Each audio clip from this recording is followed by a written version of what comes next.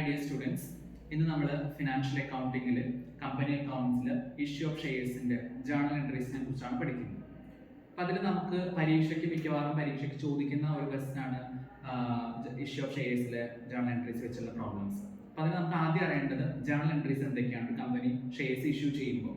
അപ്പോൾ നമുക്കറിയാം company issue ചെയ്യുന്നത് ഡിഫറെൻ്റ് ആയിട്ടുള്ള ഇന്റർവെൽസിലാണ് ഷെയർസ് ഇഷ്യൂ ചെയ്യുന്നത്, എമൗണ്ട് കളക്ട് ചെയ്യുന്നത് ലംസമായിട്ടല്ല. അപ്പം അങ്ങനെയാകുമ്പോൾ അപ്ലിക്കേഷൻ, അലോട്ട്മെന്റ്, അതേപോലെ തന്നെ കോൾ മണീസ് ആയിട്ടാണ് എമൗണ്ട് കളക്ട് ചെയ്യുന്നത്. അപ്പം അതിന്റെ ജേർണൽ എൻട്രീസ് നമുക്ക് നോക്കാം ഏതൊക്കെയാണ് വരുന്നത് എന്നുള്ളത്.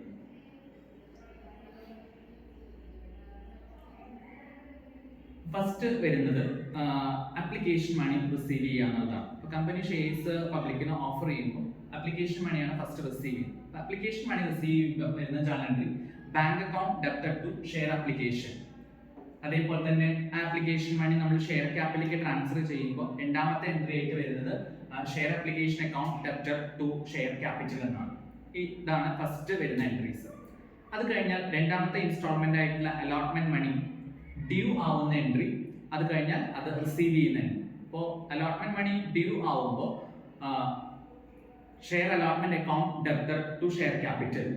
അതേപോലെ തന്നെ അലോട്ട്മെന്റ് മണി റിസീവ് ചെയ്യുമ്പോൾ bank account debited to share allotment. അപ്പോൾ അപ്ലിക്കേഷനിലും അലോട്ട്മെന്റിന്റെ എൻട്രി പറയുന്ന സമയത്ത് പ്രത്യേകം നോട്ട് ചെയ്യണം, അപ്ലിക്കേഷൻ മണി റിസീവ് ചെയ്യാണ് first entry, then application money share ക്യാപിറ്റലിലേക്ക് ട്രാൻസ്ഫർ ചെയ്യുന്നു. രണ്ടാമത്തത് അലോട്ട്മെന്റ് മണി ഡ്യൂ ആവുന്ന എൻട്രിയാണ് എഴുതുക, അത് കഴിഞ്ഞിട്ടാണ് അലോട്ട്മെന്റ് മണി റിസീവ് ചെയ്യുന്നത്.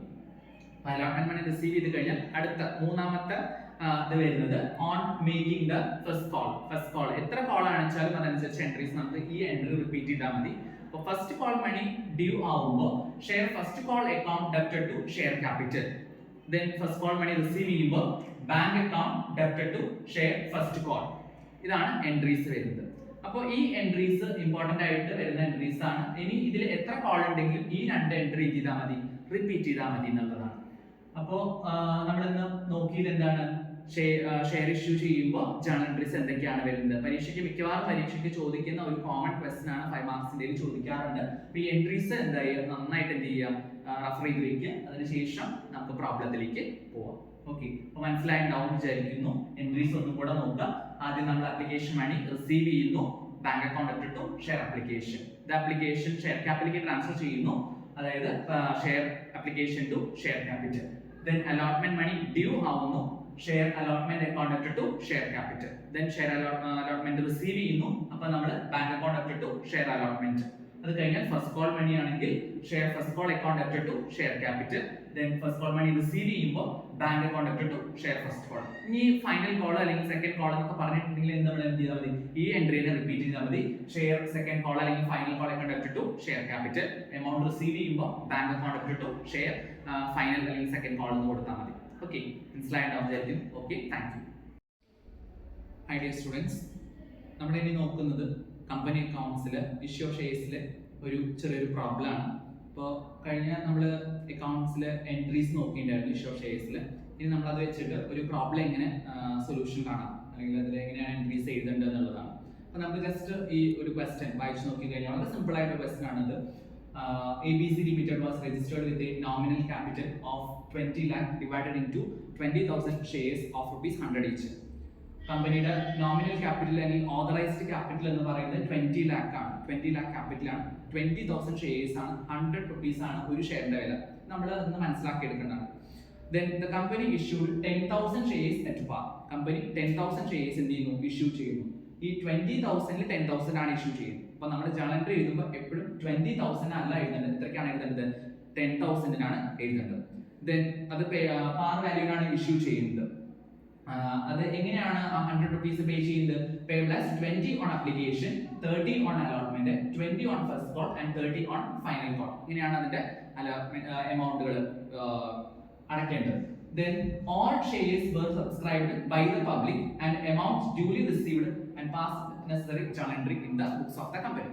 അപ്പോൾ ഇവിടെ നമ്മൾക്ക് ജേർണൽ എൻട്രീസ് എഴുതുമ്പോൾ നമുക്ക് ഓൾറെഡി അറിയാം ജേർണൽ എൻട്രീസിന്റെ പാറ്റേൺ എങ്ങനെയാണെന്നുള്ളത്. അപ്പോൾ അതനുസരിച്ച് തന്നെയാണ് എഴുതേണ്ടത്. എമൗണ്ട് കാൽക്കുലേഷൻ മാത്രം ഒന്ന് ചെറുതായിട്ട് ശ്രദ്ധിച്ചാൽ. ഈ ക്വസ്റ്റ്യൻ പല എക്സാമുകൾക്കും ചോദിക്കുന്നതാണ്. അക്കൗണ്ട്സിൽ 5 മാർക്കിന്റെ ക്വസ്റ്റ്യൻ ആയിട്ട് ചോദിക്കാറുണ്ട്. അപ്പൊ ക്വസ്റ്റ്യൻ നമ്മൾ ആൻസറിലേക്ക് പോകുമ്പോൾ 10,000 ഷെയർസ് ആണ് നമ്മൾ ഇഷ്യൂ ചെയ്യുന്നത്. അത് എല്ലാ ഷെയർസും പബ്ലിക് വാങ്ങിച്ചിട്ടുണ്ട്, അതിന്റെ എല്ലാ എമൗണ്ടും നമ്മൾ റിസീവ് ചെയ്തിട്ടുണ്ട് എന്നുള്ളതാണ് അസംഷൻ. ഇനി എൻട്രീസ് എഴുതുമ്പോൾ നോക്കിയോക്കൂ, ഇവിടെ ഓട്ടോമാറ്റിക് കൊടുത്തിട്ടുണ്ട് എൻട്രീസ് ഒക്കെ. ഫസ്റ്റ് എൻട്രി നമ്മൾ ഷെയർ ആപ്ലിക്കേഷൻ എന്ത് ചെയ്യണം, റിസീവ് ചെയ്യാം, ആപ്ലിക്കേഷൻ മണി റിസീവ് ചെയ്യുന്നത്. അപ്പോൾ bank account debited to share application account. 10,000 shares ആണ് നമ്മൾ ഇഷ്യൂ ചെയ്തിട്ടുള്ളത്. അപ്പോൾ അതിന്റെ ആപ്ലിക്കേഷൻ മണി 20 ആണ് നമ്മൾ റിസീവ് ചെയ്യുന്നത്. അപ്പോൾ 10,000 into 20 ആണ് 2 lakh എന്ന് പറയുന്നത്. അപ്പോൾ അതിന് നരേഷൻ കൂടെ നമ്മൾ എഴുതണം. എല്ലാ എൻട്രീസും നമ്മൾ നരേഷൻ കൂടെ എഴുതിയാലാണ് എൻട്രി കംപ്ലീറ്റ് ആവുള്ളൂ. അപ്പോൾ application money received on 10,000 shares of ₹20. രണ്ടാമത്തെ എൻട്രി എന്ന് പറയുന്നത് share application account debited to share capital. Share ക്യാപിറ്റലിലേക്ക് എന്ത് ചെയ്യുക, ആപ്ലിക്കേഷൻ മണി ട്രാൻസ്ഫർ ചെയ്യുന്ന എൻട്രി ആണ്. സോ അതേ എമൗണ്ട് തന്നെയാണ് വരിക. So transfer of shares application money to share capital account. Then മൂന്നാമത്തെ എൻട്രി വരുന്നത് അലോട്ട്മെന്റിന്റെ ആണ്. അലോട്ട്മെന്റ് ഡ്യൂ ആവുന്ന എൻട്രി ആണ് എഴുതേണ്ടത്. അലോട്ട്മെന്റ് മണി ഡ്യൂ ആവുമ്പോൾ entry share allotment account debited to share capital. അത് 10,000 ഷെയർസ് 30 വെച്ചിട്ടാണ് അലോട്ട്മെന്റ് മണി കളക്ട് ചെയ്യുന്നത്. ബട്ട് 30 വെച്ചിട്ടാണ് മൾട്ടിപ്ലൈ ചെയ്യുന്നത്. അപ്പോൾ 10,000 into 30 3 lakh ആണ് നമുക്ക് എമൗണ്ട് വരുന്നത്.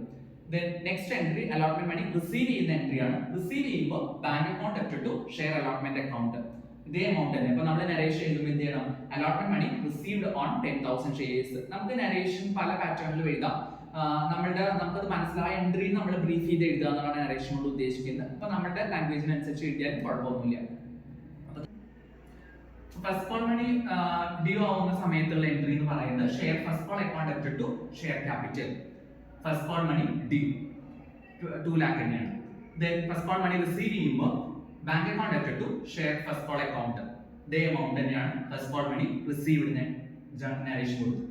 ദെൻ ഫൈനൽ കോൾ ₹30 വെച്ചിട്ടാണ്. അപ്പോൾ നമ്മൾ ഫൈനൽ കോളിന്റെ എൻട്രി എഴുതുമ്പോൾ എന്ത് ചെയ്യണം, തന്നെ share final call account debited to share capital. Due ആവുന്ന entry then final call money due എന്ന് പറയുന്നു. then 3 lakh 30 rupees വെച്ചിട്ടാണ്. അപ്പോൾ 10,000 into 30 3 lakh. then അതിന്റെ last entry final call money receive ചെയ്യുന്ന എൻട്രി ആണ് bank account debited to share final call account. Final call money received. ഇത്രയാണ് ഇതിന്റെ entries വരുന്നത്. അപ്പോൾ നമ്മൾ എപ്പോഴും എഴുതുമ്പോൾ ഇതിന്റെ ഒരു ക്രോണോളജിക്കൽ ഓർഡർ മനസ്സിലാക്കി കഴിഞ്ഞാൽ application allotment first call final call എത്ര കോൾ ആണെങ്കിലും അതനുസരിച്ച് പോയാൽ മതി. എൻട്രീസ് കറക്റ്റ് ആയിട്ട് നോക്കി കഴിഞ്ഞാൽ ഈസി ആയിട്ട് നമുക്ക് ഏത് ക്വസ്റ്റ്യനും ഇതേപോലെ നമുക്ക് എന്ത് ചെയ്യാൻ പറ്റും, സോൾവ് ചെയ്യാനായിട്ട് പറ്റും. അപ്പൊ ഇതിൽ നമുക്ക് വേറെ ഒന്നും ചെയ്യാനില്ല, കാരണം എല്ലാ മണി എമൗണ്ട് എന്ത് ചെയ്യുന്നുണ്ട്, നമ്മൾ ഡ്യൂലി റിസീവ്ഡ് ആണ്. അതുകൊണ്ട് നമുക്ക് കോൾസിന് എരിയറോ കോൾസിന് അഡ്വാൻസോ കാര്യങ്ങളും നമുക്ക് അഡ്ജസ്റ്റ് ചെയ്യാനില്ല. ഇതാണ് കോമൺ ആയിട്ടുള്ള ഒരു ക്വസ്റ്റ്യൻ നമുക്ക് ആൻസർ ചെയ്യാനുള്ള പാറ്റേൺ എന്ന് പറയുന്നത്. എല്ലാവർക്കും മനസ്സിലായിട്ടുണ്ടെന്ന് വിചാരിക്കും. Thank you.